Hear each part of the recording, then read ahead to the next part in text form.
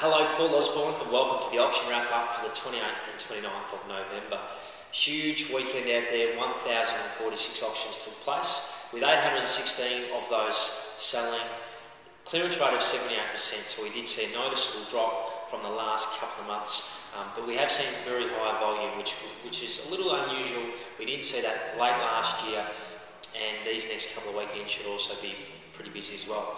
We start the wrap up today in North Fitzroy at 85 Clawson Street. This property was unrenovated in a very northern part of North Fitzroy. Sold for $1,055,000, so value there for both buyer and seller, we believe. 43 Nean Street, Fitzroy North, passed in $2 million, reserve 2.295, so a fair way from home on that particular one. There's still negotiations on that property at present. And 45 Nean, which is just down the road, sold for an undisclosed sum. The quote price there, 1.3 to 1.43. The price did sell for a fair bit in excess of that quoted range. 47 Rose Street in North Fitzroy, that sold for 1.45, was quoted between 1.45 and 1.55.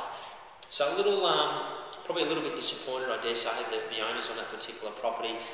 It is on the corner of Michael Street, so it's quite a busy street, and I dare say that's what held that property back in terms of pricing on the weekend. Over in Fitzroy, 24 to 26 Westgarth Street, that passed in at 1.4 on a vendor bid. The quote price there was 1.45 to 1.59. Reserve there of 1.59. Fitzroy was a little bit disappointing, I suppose, on some results on Saturday, especially in that $1 million plus price bracket, with 30 Hanover Street also passing in at 1.35, with a quote price of 1.35 to 1.5. Reserve was undisclosed for that property at this stage. In Parkville, number 28 Morris Street, that sold very well, $2,050,000, so a huge result there. It was quoted between 1.4 and 1.5.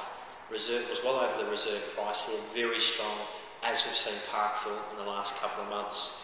158 Gatehouse Street in Parkville, that sold for 1.44 against a quote of 1.1 to 1.2. Strong there as well. In Clifton Hill, number 62, the Esplanade, that passed in at $1,225,000, reserve 1.3. Interesting to note that was purchased for $742,000 back in 2004. And Brunswick continued some success, especially with their $1 million plus sales, including 24 Lowen Street, Brunswick East. That sold for $1,160,000 against a quote of $9 to $990, and also 25 Hardy Street, which sold for $1,026,000, and that was quoted $850,000 to $925,000, a very central Brunswick position. What was pretty good value on Saturday was number 19 Minka Street, that was $580,000 to $630,000, sold for $737,500, so quite a lot over the actual quote price.